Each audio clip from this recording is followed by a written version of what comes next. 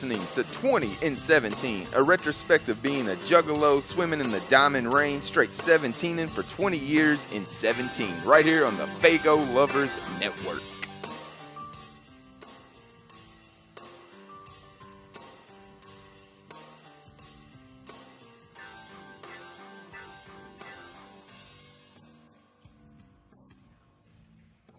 Time has come for the arrival of the great Malenko.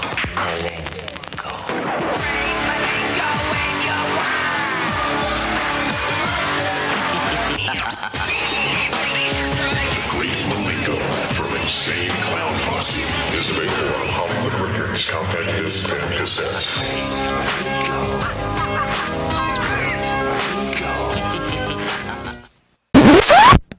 Woman says it's dropping the clowns from its roster. Disney denies that this sudden house cleaning has anything to do with a nationwide boycott instituted against the company last week by the Southern Baptist Church, which claimed that in sponsoring Gay Days at Disneyland and presiding over the newly gay-themed TV sitcom Ellen, the company was turning its back on family values. However, the group, which consists of two obscenity-prone white guys who call themselves Violent J and Shaggy 2 Dope, insist that is in fact what happened. Disney, for its part, denies that it's running scared. The Insane Clowns album, says a spokesman, simply fell through the cracks of the company's review process and was only quoted at the last moment. How offensive is this act? Well, the Clowns album does have its own little parental warning sticker, and here's a sample of their single, Halls of Illusions. Note the bleep quotient. Back to reality and what you're about. Your wife can't smile because you knocked her teeth out. And she can't see straight from getting hit because you're a fat and drunk piece. But it's all good here. Come have a beer. I'll break the top off it and shove it in your ear. And your death comes wicked. Insane Clowns management says it's contemplating a breach of contract suit against Disney's Hollywood Records, which also canceled the group's planned 25-city tour. Where might the clowns go next? Well, word is that Interscope, the home of conservative punching bag Marilyn Manson, not to mention Death Row Records, is interested. Although the Disney subsidiary Hollywood Records recalled the new Insane Clown Posse album, The Great Malenko, last Tuesday, the same day the company had put the record on sale, some retailers have not sent it back. Major chains such as Tower, Coconuts, and Record Town have complied with the recall, but others, such as Harmony House, are selling the album, which Disney says it discovered at the last moment contained rantings potentially offensive to women. Insane Clown Posse is popular on its home turf of Detroit, and for Harmony House, based in Troy, Michigan, the album was its biggest seller last week, moving nearly 2,000 copies through the chain's 36 stores. The group's manager says he's in Los Angeles talking to, quote, every major label about a new record deal.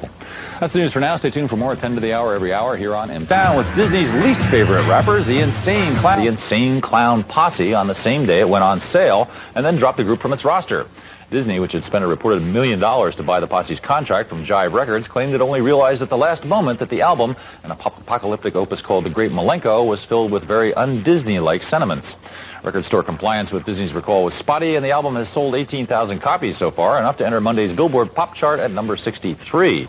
Inevitably, though, Disney's action sparked a flurry of offers from other major labels for the clown's services. Disney would not talk about it, but Chris Connolly tracked down the Insane Clown Posse in Los Angeles this week to get their side of the story, and here it is.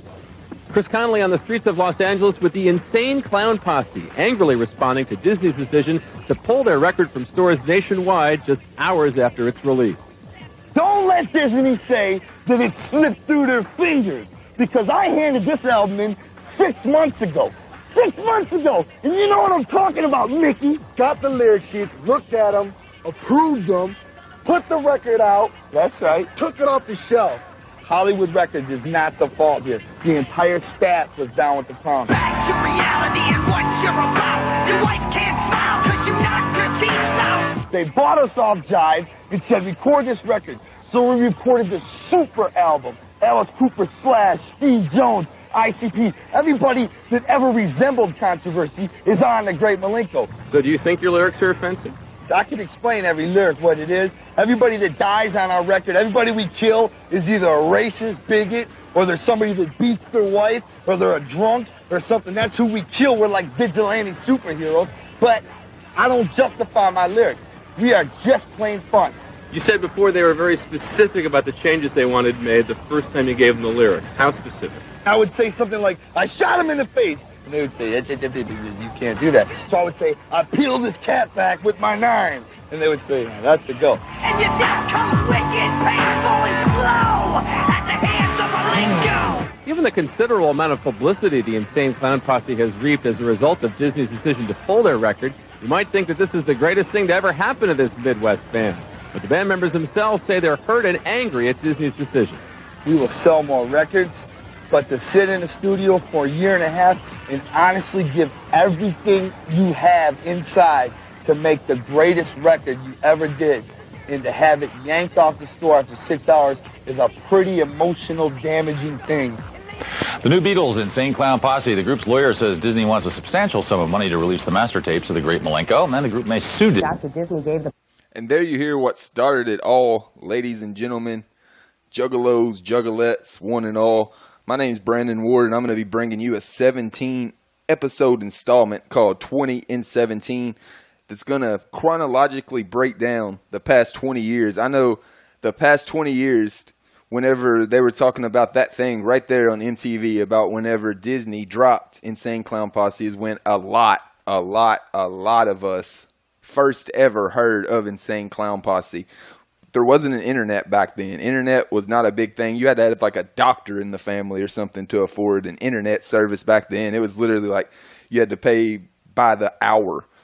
It was like you were on some kind of super jacked up long distance or something like that to even get on the internet. So there wasn't a lot of internet back then, anything like that. The first time the majority of us juggalos that all jumped on in 1997 ever heard anything of Insane Clown Posse was those stories you just heard on MTV. And I remember just thinking to myself, what kind of band is still in 1997 got lyrics so shocking that they're going to get pulled off a major label? Because, I mean, NWA had already went through it and things like that. You think of Ice-T as well.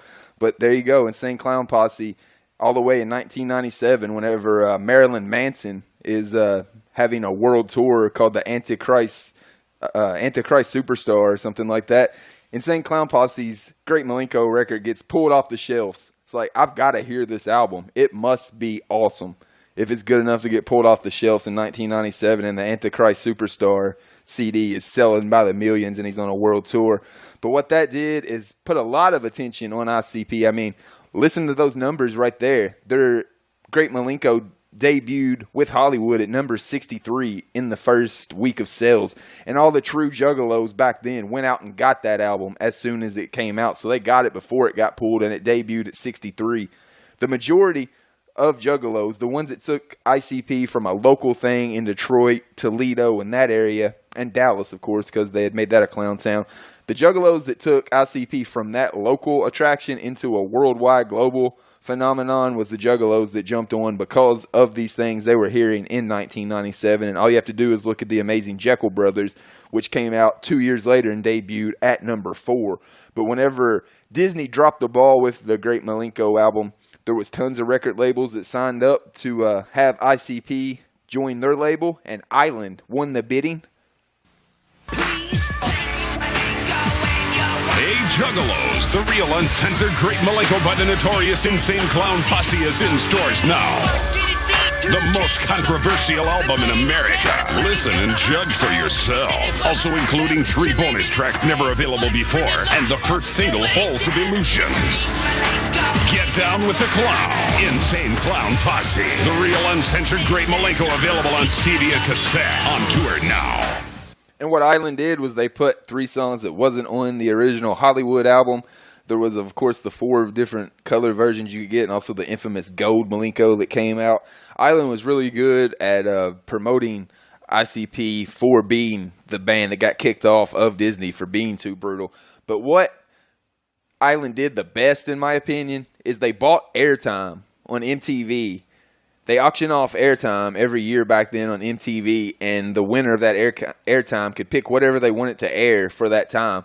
And the funny thing about it is every time that MTV cut to shockumentary, which Island Records bought the time on MTV and then paid for it and aired shockumentary in that time, every time MTV went to shockumentary, they played a warning to it saying, every year MTV auctions off this airtime, it's for auction. We give all this money to charity. This year, Island Records won the auction, blah, blah, blah, blah, blah. This is what they chose to spend their money on, wanting to disassociate themselves with ICP any way they could. And as soon as I heard that, I was like, man, if MTV's trying to disassociate themselves this much with a band just on a infomercial that's running basically at 3 in the morning that nobody's going to see. This band must be the shit. And that's exactly what they were. And Shockumentary aired right after that warning, and my life was changed.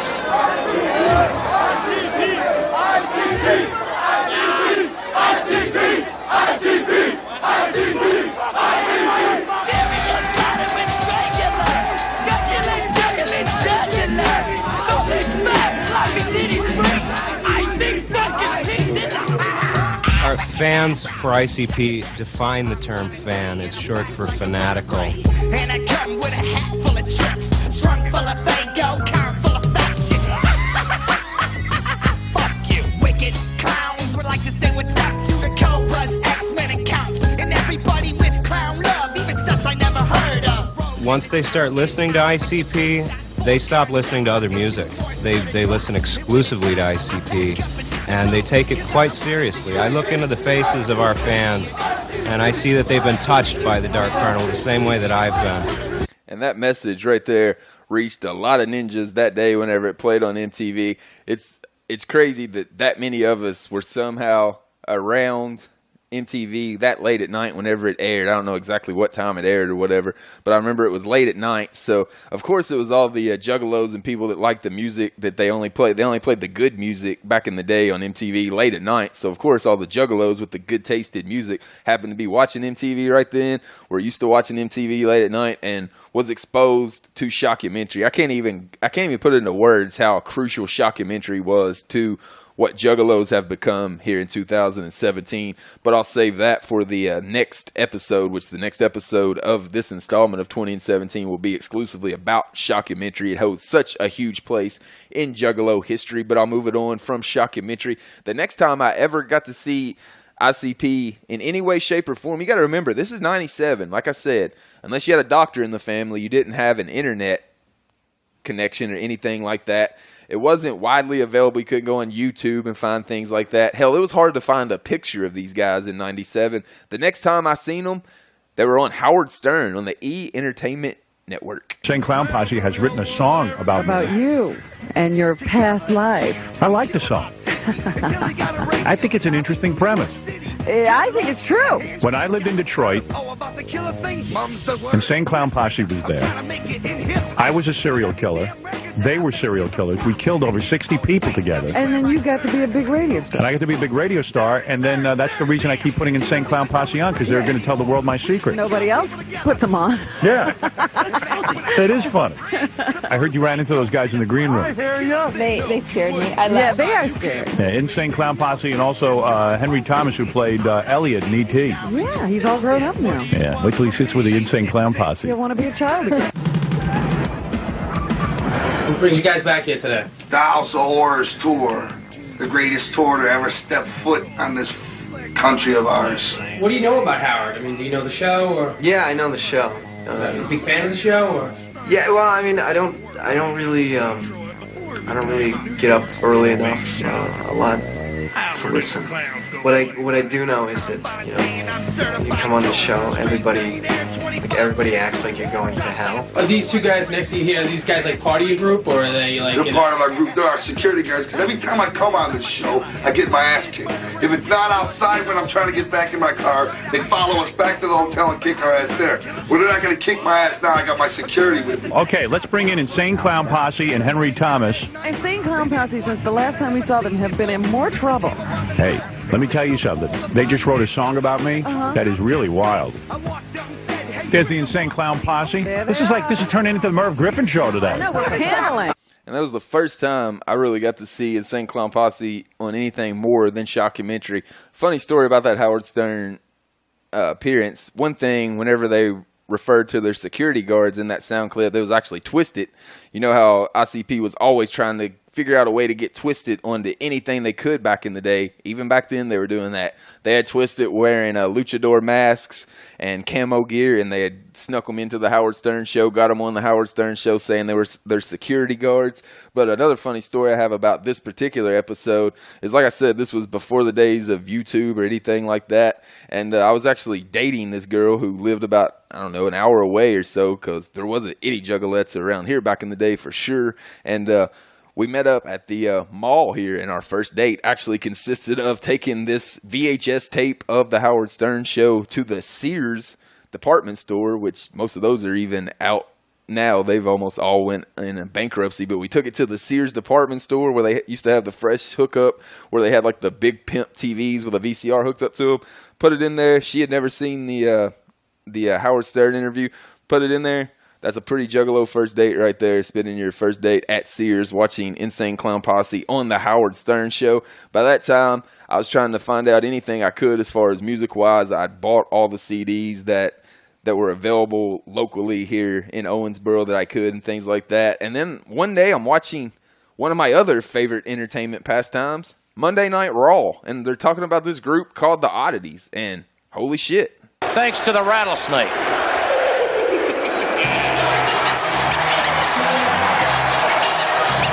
I don't think I've ever seen McMahon at a loss for words before, King.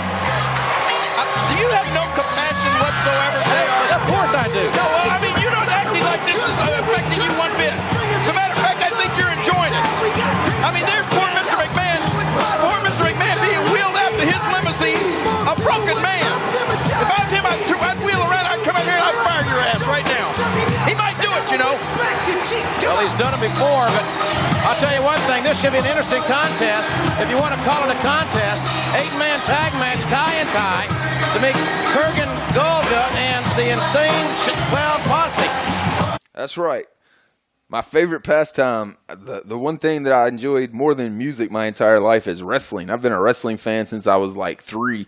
The classic Memphis USWA wrestling circuit had a loop here at Owensboro where they hit it every week. So I've been going to wrestling since I can remember. And then all of a sudden, my new favorite musical act is showing up on my favorite entertainment program, WWF Raw. It's like, holy shit, everything is just lining up. Dark Carnival Magic, that's all you can really say about that, as that's what I've heard Violent J use in his book, Behind the Paint, numerous times. Dark Carnival Magic, that's really all you can say about that, as you finally discover this awesome musical group that you seem to connect to immediately without even really knowing much about them. And then they show up on your favorite show, and you find out that they're wrestlers as well. I was actually growing up wanting to be a wrestler. I actually ended up getting to do some independent wrestling for about 10 years. So I was literally wanting to be a wrestler. My favorite music group shows up and I find out they want to be wrestlers as well. Just makes me love them even more, to the point that by Hallowicked 98, I'm willing to do whatever I have to do to see them live, because I'm watching Shockumentary and seeing how awesome their concerts are live. And I'm also talking to people now that a web TV, which is like the scrub version of the internet, it came out. It was like $199 or something like that. And you could get on the internet, and they had like scrub chat rooms. They weren't the official ones like the AOL chat rooms or anything like that. They were web TV. They were called IRC chat rooms way back in the day, like low technology. But I'd been talking to people that had went to ICP shows and things like that I'd found on web TV, and they're just telling me how awesome it is. And you've got to see them in Detroit. If you see them in Detroit, that's when you see them in their true form and their true nature. All the fans that have been down with them the longest, singing along with them. So I decide, you know what? I'm going to Hallowicked 98. So what I do is I get on web TV and find someone who lives in Columbus, Ohio, who's down to go to Detroit from Columbus. So I booked me a Greyhound ticket from Owensboro, Kentucky to Columbus, Ohio, which was about 16 hours. I think we had 4 stops. Back in the day, you know, you didn't have a lot. You didn't have the cell phone with all the stuff to entertain you. I had a Walkman, complete with my ICP CD collection, and I believe it was a WWF or some kind of wrestling magazine from the month of October 98, and that was about it. And you remember Discman, they took a lot of batteries back in the day to run the laser to play the CD, so I had about a 40-pack of batteries as well, armed and ready to go. Had no idea The girl that I was meeting in Columbus, Ohio, just knew that she was a Juggalo and down to go to Hallowicked 98 in Detroit as well. I get to Columbus. It was fresh. We ended up driving up to Detroit, meeting up with another wrestling fan I knew that lived in Detroit. He wasn't so much Insane Clown Posse fan, but he's from Detroit and willing to let us crash there for the night and show us how to get to Harpo's once we got into Detroit. So we drive up to Detroit on Devil's Night, be it at that, Devil's Night, infamous in Detroit, and I get to see my first ever Insane Clown Posse concert, Hallowicked 98. Hey, Money got a big ass head. Fool look like a stop sign. Fuck, dog. Hey, we gotta go get that motherfucking ball of brains. You know what I'm saying? Fuck that. What? You wanna make a song about that? Squeezing on a nigga till it's all out of breath. You wanna hear me rap about being the hardest? Well, fuck that. From now on, I'm an artist. I carve pumpkins, chop chewy, slice, swing twice, stab screwy, ooh, hey, chewy, gooey, gooey, slap. It all starts with a quick chop, drop, pumpkin rolls on the floor, almost out the front door. But we can't have that. Cut along the hairline, all cut, hold the pumpkin between your legs and lift up. Boing, brains.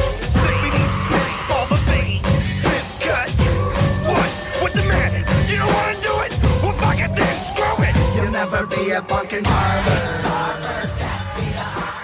And that, of course, is Pumpkin Carver, the single they gave away whenever you arrived at Harpo's in Detroit for Hallowicked 98 to see Gwar and Insane Clown Posse.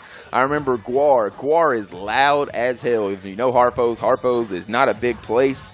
And so you would think that Gwar's thunderous sound would just overwhelm everything there. The only thing that was overwhelming during Gwar's set was the Juggalos from Detroit who chanted ICP at them at the top of their lungs the entire Gwar performance, just waiting for Insane Clown Posse to take the stage in their home of Detroit for Hallowicked. Also, a very big moment in Juggalo history happened right there going into Harpo's as you were being handed the Pumpkin Carver single, which had Pumpkin Carver with Twisted and Cottonmouth Kings, and of course the interview on it on the second track. You were also handed a yellow or an orange flyer, which was for a meetup point, and it told you where to meet up and a date and things like that. And it was a meetup point to meet up in Detroit to be given a free copy of the very first ever Dark Lotus issue, which was a purely black CD, which was called Echo Side, which of course is on Amazing Jackal Brothers as well. But the first place that thing came out was whenever they produced it and gave them out to people who were at Hallowicked 98. They gave you a flyer and told you to be at a certain place at a certain time, and you could get the CD, and they gave you the Echo Side to let you hear a preview of Dark Lotus. Back then, they always did fresh things like that to let their Detroit fans know that they really appreciated them, to put them where they were. But after the 98 Hallowicked, you have to move it on to the next era, as it was time for the fifth card to come out right after Hallowicked 98. You started hearing rumblings about the fifth Joker's card. What was it going to be? This was the infancy of the internet, so you were starting to get leaked photos and possibilities, and then you would hear 30-second snippets of, I've heard this is going to be on the Amazing Jackal Brothers and things like that. And I do believe it was April 20th, 1999, right off the top of my head, you were able to go to your record store and pick up the single for Mad Professor and hear what that song was going to sound like on the Amazing Jackal Brothers. And you also got this. Yeah, everybody want to know what's the new shit sound like. What are we like now? Did ICP sell out? Nah. What's the new shit like? What like? I'll tell you what the motherfucking new shit's like, motherfucker. On the new shit, we're gonna make a few adjustments. First of all, no carnival shit, that's all over with. On the new shit, no more rapping, no more hip-hop. Spin magazine don't like us rapping, therefore we gonna stop. On the new shit, we gonna sing now. La la la la la. And I'm gonna shoot heroin and slam a guitar. Look at us, we're ruthless. You picked on me. That's the new ICP. If we rap, we can rap only about smoking weed. And we're gonna be original now. Hey y'all, we smoke weed. We smoke chronic and weed and hydro and sass. And I'm special, I smoke weed, that's why I'm ruthless. On the new shit, we're gonna do a song with Eddie Vedder. It's just gonna be me and him. We're gonna go together. On the new shit, we're gonna sell the fuck out. Strictly happiness. Oh, except for this. And there you hear the sampler that came with the Mad Professor, as it lets you know they weren't going to be selling out. They always made fun of how people, even back in 97, you remember people were saying that ICP were selling out. They still say it in 2017. They were saying it in 97. I'm sure they were probably even saying it in 96 and 95 whenever Riddlebox came out. They were probably saying ICP sold out, and they always made sure to poke at that. And once the Amazing Jackal Brothers came out, like I said, the Juggalo army had been united by the controversy and the awesome marketing strategy of Island by putting Shockumentary out, and then the WWF and Stern appearances and things like that, and just putting out an awesome album called The Great Malenko, which was so good it stayed on the top 200 charts for like a 2-year run, just because it was so good and people just kept catching on to it, gaining momentum. And then the Amazing Jackal Brothers come out. It debuts at number 4 in the top 200. People were shocked by that. MTV looked like they wanted to cry whenever they were reporting it.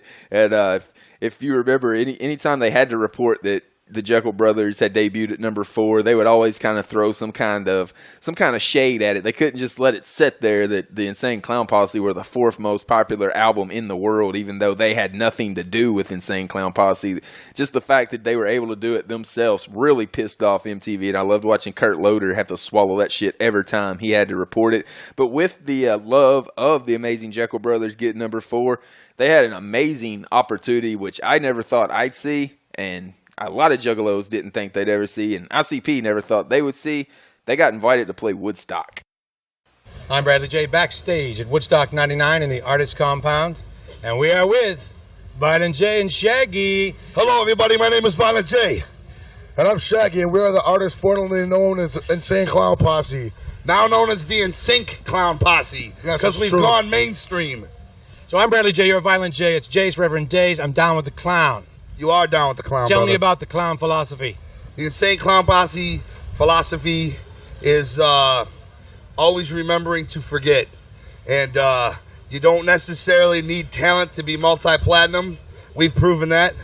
And the philosophy is that we're not here to save the monks in Tibet. Sorry. We're not here to save the rainforest. Sorry about that, too. But in fact, we are here to get paid. We're living proof that you can drop out in 6th grade and still make $1 million. That's the philosophy. I dropped out in 6th grade. I don't know if our people know it, but there is a 7-step plan for world domination by the Insane Clown Posse. At what stage are we in that 7-step plan? We are in the 5th stage right now. There is going to be 6 Joker cards, followed by an eternal boom. Terror from the sky, as some people put it. But I'm not going to speculate on that, because this is about Woodstock. Nobody wants to think about that stuff right now. People only want to think about beer and tents and sex with strangers. That is correct, sir. And mud, and obviously. On that subject, I want to know what kind of chicks an insane serial killer clown can attract. Fat ones. A lot of fat chicks come our way. Any chicks that comes my way, sup? Any chick. We have no standards. Your face could look like you've been shot in the face with a buckshot assault shotgun, or you've been dragged down a gravel road by your face. Whatever. It doesn't matter. You can look at like me. him and I'll holler at you. Look at me. Can I be picky? Come on. You want me to take my shirt off? Negative. All right. What are you going to do to that audience out there on that Woodstock stage? Well, I'm going to twist their nipples and fondle the chicks, but that's, on stage? Yes, sir. I'm sorry. On stage, we are going to deliver Faygo beverages. Thousands of gallons, I imagine. Thousands of gallons, you know. We're going to deliver millions and thousands of liters of Faygo soda. It is a sultry 114 degrees outside here in Rome, New York. Is that where? Rome, New York? Well, close, yes.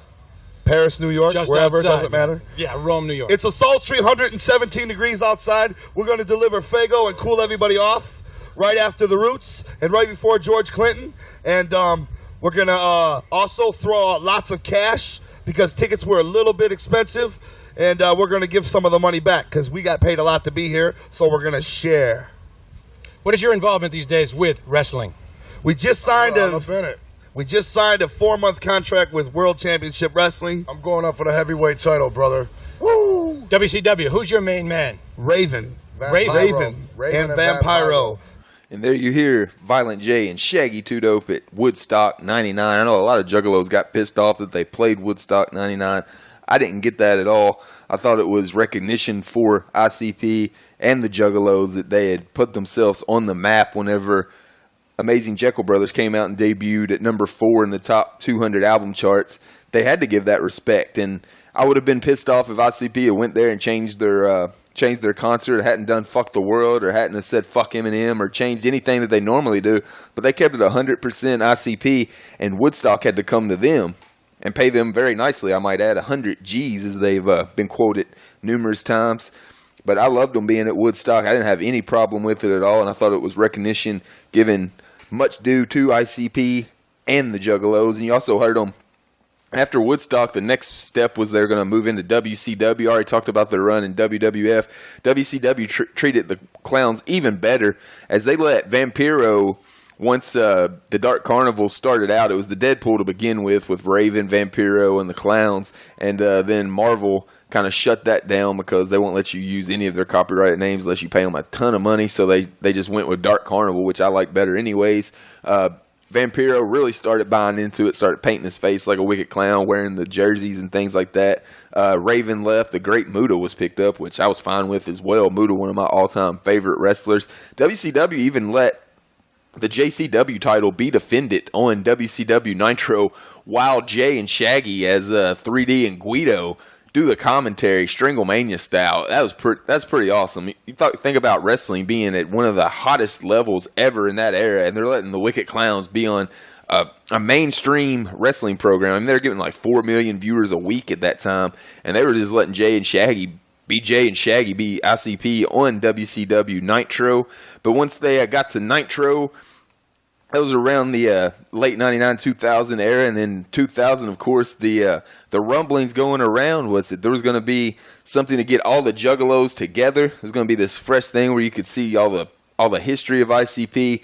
Going to have merch set up, merch you couldn't buy modern day. They were going to break out the old merch, and then they were going to have concerts all day and get all the Juggalos together to celebrate. And they're going to call it the Gathering of the Juggalos. And 22nd, you must come to Detroit, Michigan, at the Novi Expo Center. It's the Gathering of the Juggalos. Witness 2 full JCW wrestling shows.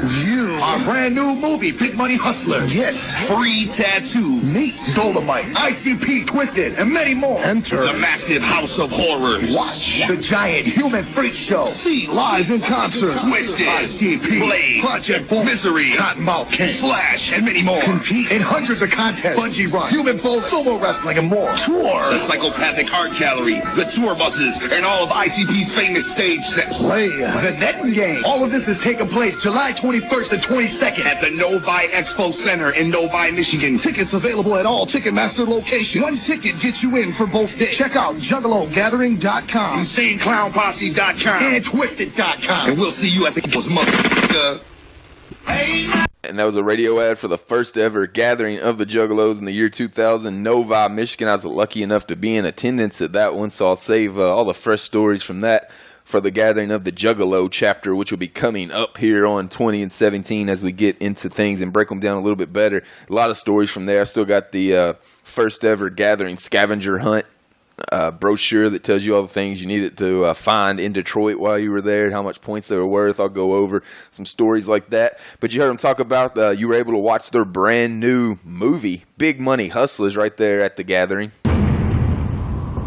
The name is Sugar Bear.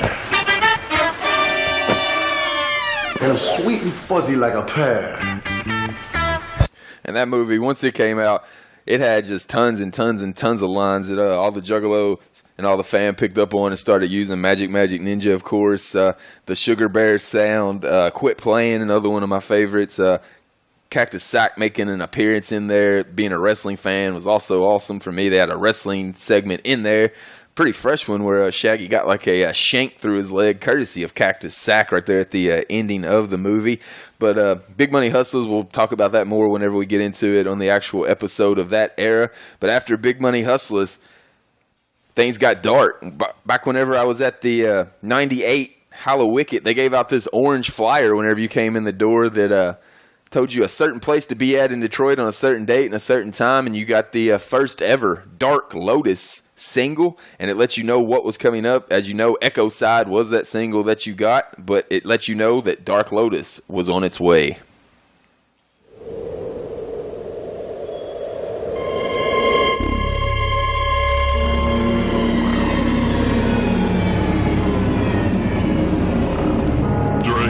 Cycle of life on this very planet, you have a beginning and you have an ending. As each cycle occurs, the souls living are forced to make a decision.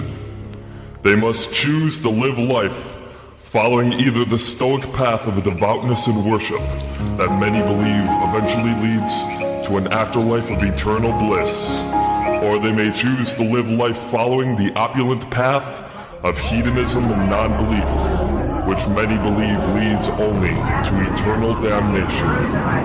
In this day and age, the time of choice is strongly upon us.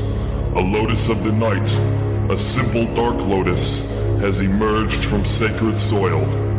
From this unfolds a single truth. Those who believe in the gospel of the Dark Carnival recognize this as our last warning. The very next message brought before us will be the almighty Six Jokers card. For now, let us relish within the Lotus. Lotus! And that's what we got. Lotus broke out the Tales from the Lotus Pod CD, an instant classic. 2 versions of it, of course, which we'll get into whenever we're talking about that era on the actual show. This just being the intro, just going to give you a rundown of the Juggalo era that I've been witness to. As you heard them talk about after Dark Lotus, it was the 6th. We'd all been waiting for it. We were the Juggalo crew that lived in mystery. I mean, there was people out there that literally thought Shaggy and Violent J were going to kill themselves whenever the 6th came out. There were people that thought that. Really thought that. Think about that for a second. Nobody thinks like that anymore. It was whenever things were still a mystery back then. Like I said, it was still, the internet was just getting into its stages of being everywhere at this time, and there was been speculation since I joined the fray in '97 about what was going to happen with the 6th card. People said the end meant they were going to kill each other. People thought the Juggalos were going to go out like Heaven's Gate, like that cult back in the day, and just kill themselves and all that. But we were the ones that lived in mystery. We were the ones that got to experience that and all the imagination that came along with it. The ones that picked up after it, they already knew the story. So we were the ones that got to live the mystery. That was one of the super fresh parts of the original 6 that you can never go back onto, that new Juggalos coming in now won't ever be able to be a part of, because that was one of the funnest parts of that era, was just trying to figure out what was going to be the 6th and what was going on and things like that. And then the 6th arrived.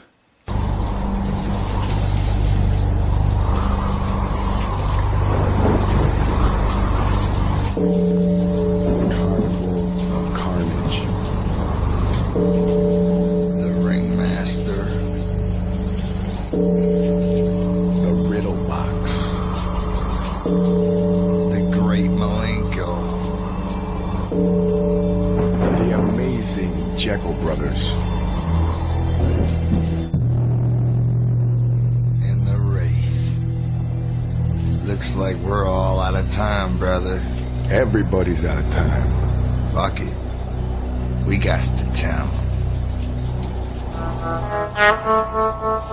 All secrets would now be told. No more hidden messages. This is it, y'all. Time's up. Time was up for the 6th Joker's card to drop the end. It was time for the end to consume us all. And we'll get into the fallout and all that on the actual episode from that era of 20 and 17. We'll talk about the fallout and from the message of the 6th, and then with Hell's Pit following up with that as well. After the 6th Joker's card, all of us were kind of lost. I think Jay and Shaggy were lost. I think Juggalos were lost. They didn't really know what was going on or what was coming next or anything like that. They continued to keep doing their thing, of course, always continue to have the gathering to keep things going and keep the freshness level at 100 for them whenever they go there and recharge their batteries every year at the gathering. But they always kept that going. But there was, as far as musically, it was very lost time. Mikey Clark wasn't around at that point, and there was no more Joker cards to be made. It was like, what's ICP going to do? Are they going to keep making music? Are they going to start doing solo stuff? Are they just going to hang it up, just focus on Dark Lotus, what was going to go on? Then you got the Calm, and then Mikey Clark gets back in the mix, and you hear the Tempest. And even though the Tempest wasn't a Joker's card or something like that where it had the carnival theme behind it, you could really see the powers of Mikey Clark and ICP combining back up, and it's just magic whenever that happens. And once all that stuff started aligning and they started to figure things out, right around 2009 for the 10th anniversary of the gathering of the Juggalos, everything really started to come together. And then whenever you got to the 2009 gathering of the Juggalos, you got a sampler, like classic old school days back in the Joker card era. You got a sampler, and once you turned that on, it just immediately sounded like Insane Clown Posse was back. Is that a dick in your ear? Would you let a man stick his dick in your ear? Ooh. I think not. Yet you continue to listen to lame radio stations every day, which is just like having a big dick in your ear. Fuck the radio! You won't be hearing us on 102.4 or 88.8. Nah, we don't give a fuck about that. You see, the radio is afraid of us. Our music takes you on an adventure into the dark realm of the Dark Carnival, presented only by Psychopathic Records. We are the most hated band in the world, Duke of the Wicked and the Southwest Side Strangler, the Insane Clown Posse. For Detroit City murderers, it's ICP. Big Violent J and Shaggy 2 Dope, back with super producer Mike E. Clark, exploded on September 1st with the release of a brand spanking new album, The Incredible Bang.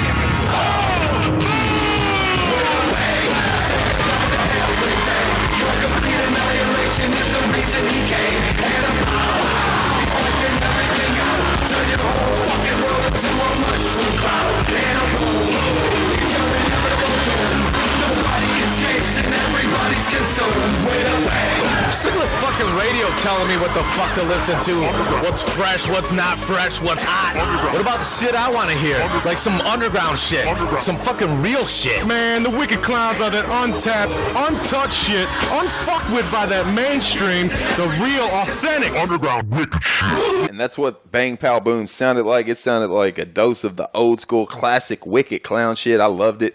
I had no problem with the second deck. People all got pissed off that, they're starting a second deck, blah, blah, blah, blah, blah.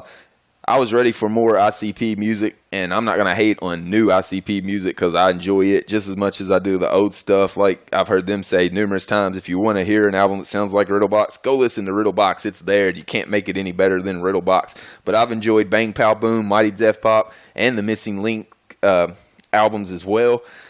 I have no problem whatsoever with the second deck, and I'm ready to see what the what's rumored to be called Red Fred. I'm looking forward to that one. I'm thinking that one's going to have a very Jekyll Brother-esque, angered, pissed off feel about it, so I'm really looking forward to that one. Hoping Mikey Clark produces, if not the entire album, a majority of the tracks on that album, because a Joker card just doesn't seem like a Joker card without Mike E. Clark. But right around the time all that positive energy was lining up, the new deck was starting to establish itself.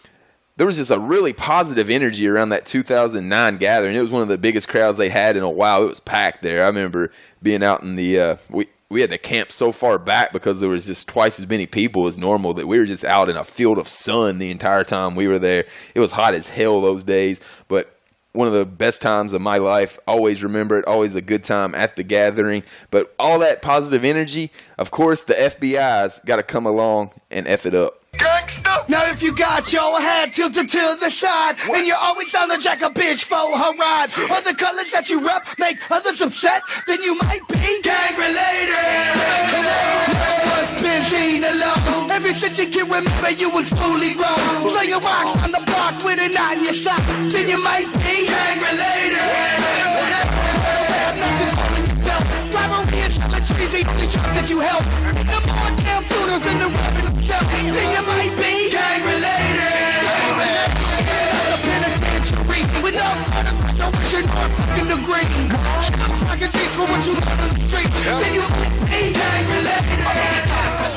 And apparently we were all gang related for liking ICP because right around this time, whenever the second deck was starting back up and the resurgence of the Juggalos was coming in full, and the Gathering started picking up some mainstream coverage, the FBI goes along and makes the Juggalos an official gang. They're on the same gang list as like the Bloods and the Crips, which is some stupid shit. Just shows you how ignorant the government is and the people that run that place is. There's literally people going around making their living off telling people how to spot Juggalos in a crowd and things like that. You don't have to really be trained to do that. We'll gladly show you that we're Juggalos. We wear gleaming necklaces, some of them that shine with diamonds with the Hatchet Man on them. We're not trying to hide who we are. We paint our faces, wear bright red Hatchet Man gear and things like that. You don't really have to be a genius, but the government feels the necessary need to send people and pay people a salary to go around and instruct people what Juggalos look like, to try to be able to identify them, to shut them down if they see some kind of gang rally going on where multiple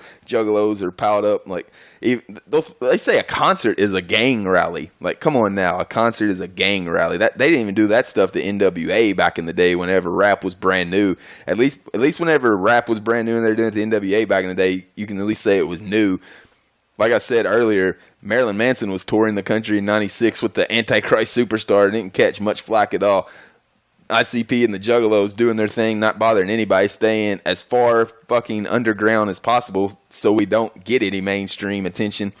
And they go and throw a gang label on the Juggalos, which is just absolutely ridiculous. Pretty much, if you've ever been to a gathering at all, even if you're not a Juggalo, you can go to a gathering and see there's nothing gang related going on. What I guess if you smoke weed and like rap music, you're an official gang according to the FBI.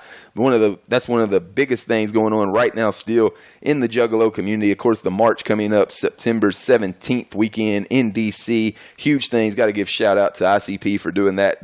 They're doing that to get the positive word out about Juggalos. They want to make sure that people just don't view them as a bunch of idiots and gang members and dropouts and things like that.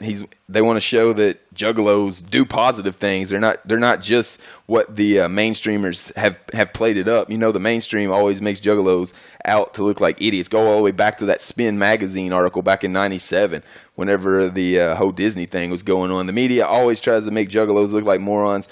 Jay and Shaggy's putting up their own money, spending money out of their own pocket to give us a good light. Go out there and show out for them for sure. Don't do anything stupid and get your party on at nighttime whenever they do the concerts and things like that. That's going to wrap up Chapter 1 of 20 and 17. It's been a fun trip down memory lane. I hadn't heard some of that shit for a minute. I want to give a shout out to Scotty D of Fago Lovers for the positive vibes and the support he's shown for this ideal, and to all the fam that listen to this show. Next week we'll be back with Chapter 2, Shockumentary.